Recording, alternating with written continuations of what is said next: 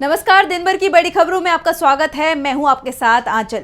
आज इस बुलेटिन में बात होगी संसद सत्र के पहले ही दिन सरकार पर भारी पड़े विपक्ष की।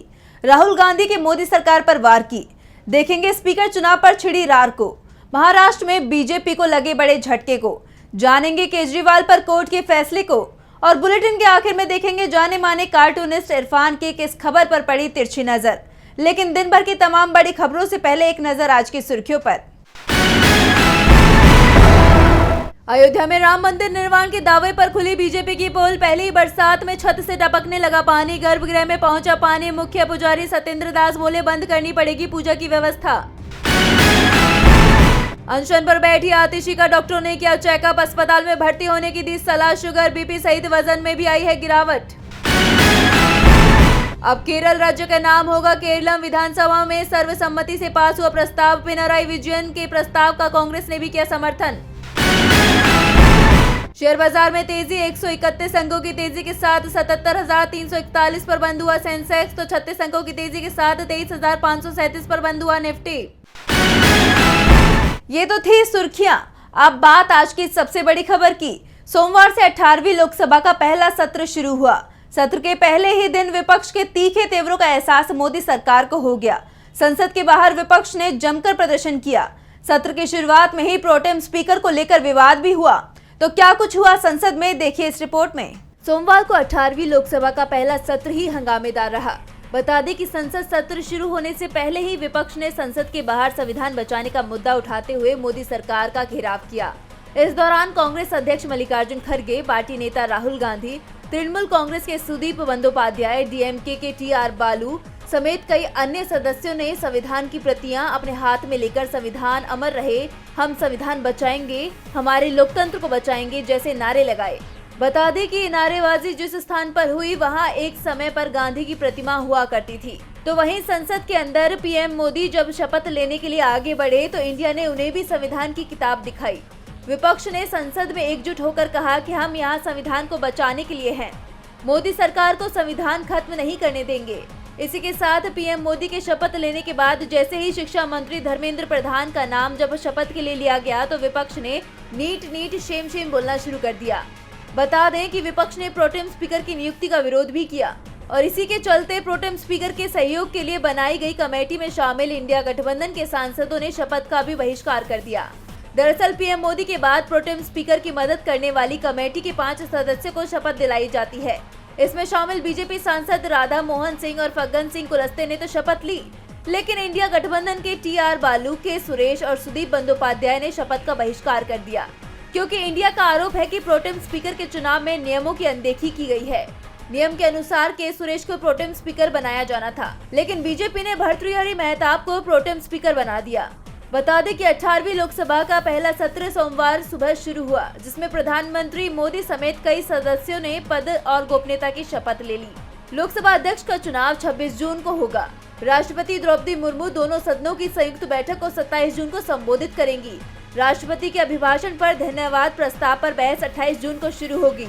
प्रधानमंत्री द्वारा 2 या 3 जुलाई को बहस का जवाब देने की उम्मीद है। विपक्ष की बड़ी ताकत का एहसास आज सदन में पहले दिन बीजेपी को हो गया तो राहुल गांधी ने भी मोदी सरकार के पहले 15 दिन के कामकाज पर तीखा तंज कसा है। उन्होंने सरकार के असफलताओं की पूरी फहरिस्त सामने रख दी। तो क्या कुछ कहा राहुल ने, देखिए इस रिपोर्ट में। आज संसद के विशेष सत्र के पहले दिन सदन के अंदर से लेकर बाहर तक राहुल गांधी छाए रहे। एक तरफ पीएम के शपथ लेते समय राहुल ने अपने हाथ में संविधान की प्रति थामे रखी, तो वहीं दूसरी ओर सोशल मीडिया पर राहुल ने एनडीए सरकार पर जमकर हमला बोला और नई सरकार की कई कमियां गिनवाई।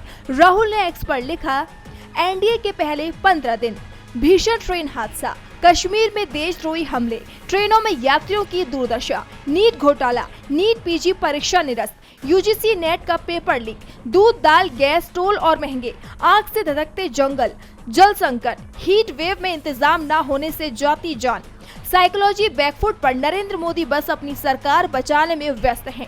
नरेंद्र मोदी और उनकी सरकार का संविधान पर आक्रमण हमारे लिए स्वीकार नहीं है और ये हम किसी हाल में होने नहीं देंगे। इंडिया का मजबूत विपक्ष अपना दबाव जारी रखेगा, लोगों की आवाज उठाएगा और प्रधानमंत्री को बिना जवाबदेही बचकर निकलने नहीं देगा। राहुल ने साफ कर दिया कि मोदी सरकार के कामकाज पर उनकी पैनी नजर है। तो मोदी सरकार की नजर इस समय जिस चीज पर है वो है स्पीकर पद। बीजेपी अपना स्पीकर बनाने के लिए तमाम कोशिशें कर रही है, लेकिन एनडीए में इसे लेकर सहमति नहीं बन पा रही है। स्पीकर पद बीजेपी की सबसे बड़ी चिंता बन गया है। देखिए ये रिपोर्ट। एनडीए की सरकार कब तक चलेगी, इसका फैसला 26 जून को होना था, लेकिन इस बीच खबर ये है कि एनडीए 25 जून यानी कल ही स्पीकर पद पर अपना उम्मीदवार घोषित कर सकती है। लेकिन एनडीए अभी तक लोकसभा के स्पीकर पद के लिए भी नाम नहीं तय कर पाई है, क्योंकि इसे लेकर एनडीए के अंदर ही घमासान मचा हुआ है। तो दूसरी तरफ इंडिया गठबंधन इंतजार कर रहा है और अपने पत्ते आखिरी में खोलने के संकेत दे रहा है। एनडीए में टीडीपी की तरफ से ये साफ कर दिया गया है कि स्पीकर पद को लेकर एनडीए में सर्वसम्मति से उम्मीदवार का चयन किया जाएगा, यानी बीजेपी का एक तरफा फैसला टीडीपी को स्वीकार नहीं है। दरअसल टीडीपी को बीजेपी की तरफ से अब डिप्टी स्पीकर पद का ऑफर दिया जा रहा है। तो इंडिया गठबंधन ने चेतावनी दे दी है कि अगर डिप्टी स्पीकर का पद कांग्रेस के खाते में नहीं गया तो इस बार संसद की परंपरा टूटेगी। दरअसल डिप्टी स्पीकर पोस्ट विपक्षी दल को दिए जाने की परंपरा है और बीजेपी डिप्टी स्पीकर का पद अगर टीडीपी को देती है तो फिर ये परंपरा टूट जाएगी, क्योंकि टीडीपी बीजेपी के साथ सत्ता में है। और इसे लेकर इंडिया ने भी साफ कर दिया है कि अगर कांग्रेस का डिप्टी स्पीकर नहीं बना तो इंडिया भी स्पीकर पद पर अपना उम्मीदवार उतारेगा। और ऐसा होता है तो आजाद भारत के इतिहास में पहली बार होगा कि स्पीकर के चुनाव के लिए मतदान कराया जाएगा।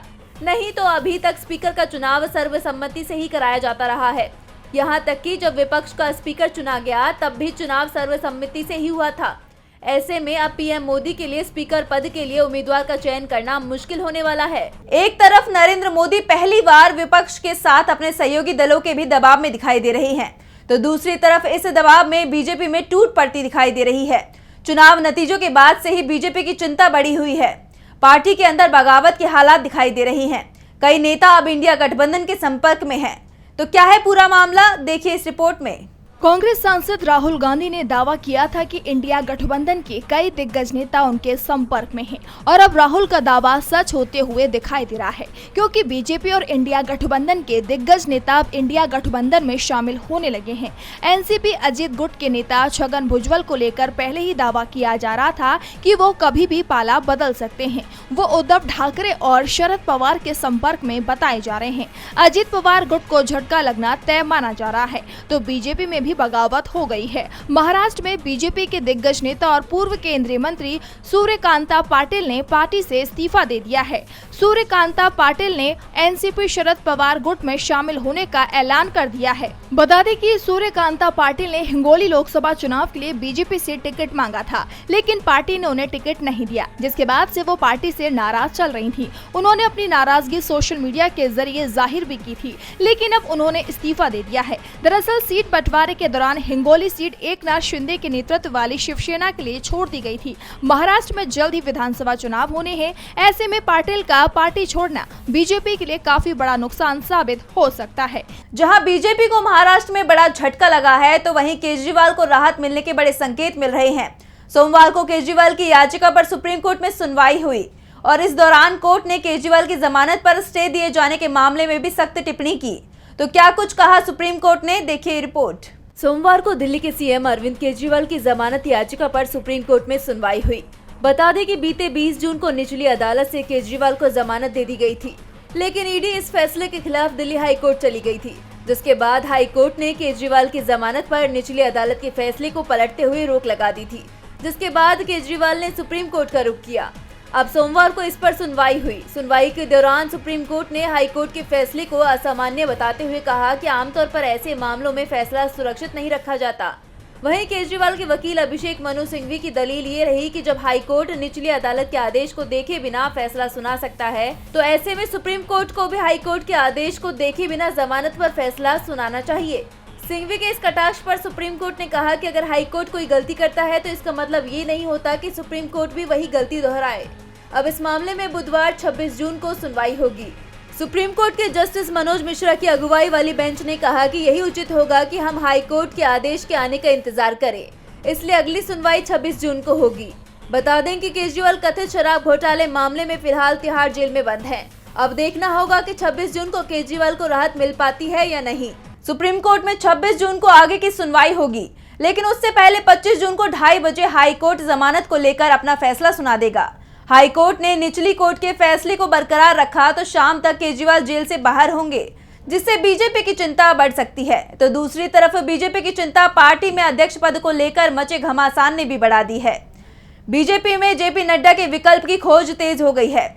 संघ की पसंद पर मोदी और शाह तैयार नहीं दिख रही हैं। ऐसे में मामला फंसता दिख रहा है। बीजेपी के अंदर लोकसभा चुनाव को लेकर घमासान शुरू हो गया है। संघ और बीजेपी हाईकमान आमने सामने दिखाई दे रहे हैं। दरअसल आरएसएस अब ऐसे किसी नेता को बीजेपी के अध्यक्ष पद पर नहीं देखना चाहता है जो सार्वजनिक रूप से संघ को ही सुना दे, ये कह दे कि बीजेपी को आरएसएस की जरूरत नहीं है। तो दूसरी तरफ प्रधानमंत्री नरेंद्र मोदी और अमित शाह भी नहीं चाहते हैं कि अध्यक्ष ऐसा बने जो सरकार के कामकाज पर सवाल उठा दे।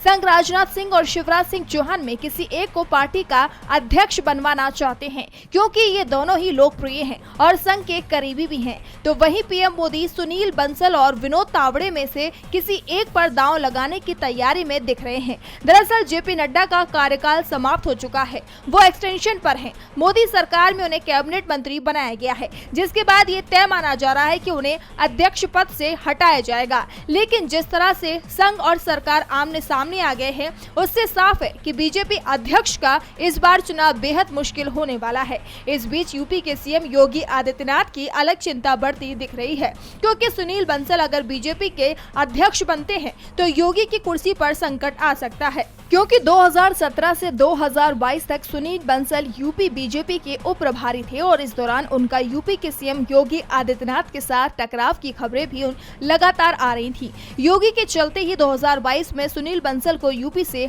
हटाया गया था। एक तरफ जहां अध्यक्ष पद पर बीजेपी में तो घमासान मचा हुआ है, तो वहीं नीट को लेकर पूरे देश में ही घमासान मचा है।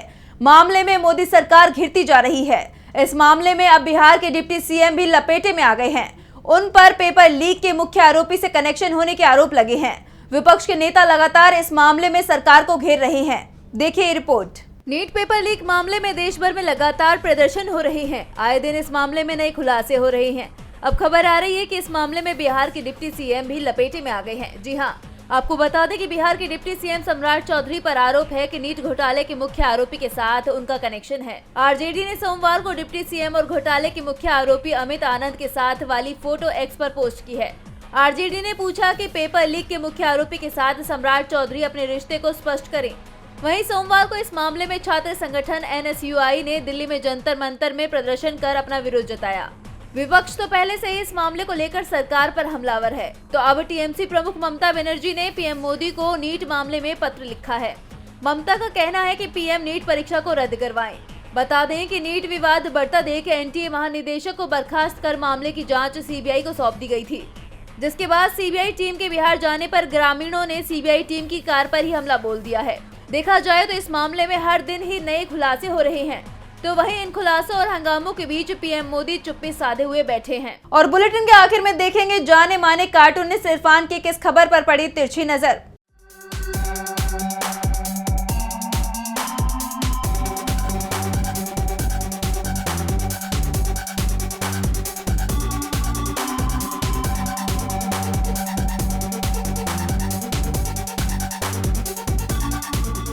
दो 2025 लोकसभा में चुने हुए नए सांसदों ने लोकसभा में आज प्रोटेम स्पीकर के सामने शपथ ली। वैसे तो जितने भी नियम कायदे कानून हैं बीजेपी ने उन सबको अपने हिसाब से या तो बना लिया है या फिर उनको पूरी तरह से बदल दिया है, तो क्यों ना वो संसद में अपनी इस तरह की शपथ को भी अपनी तरह से लागू कर सकती है। जैसे मैं अपने कर्तव्यों का पालन श्रद्धापूर्वक करूंगा और जिन लोगों ने मुझे वोट नहीं दिया है उनके काम नहीं करूंगा। आइडिया ठीक है कि नहीं?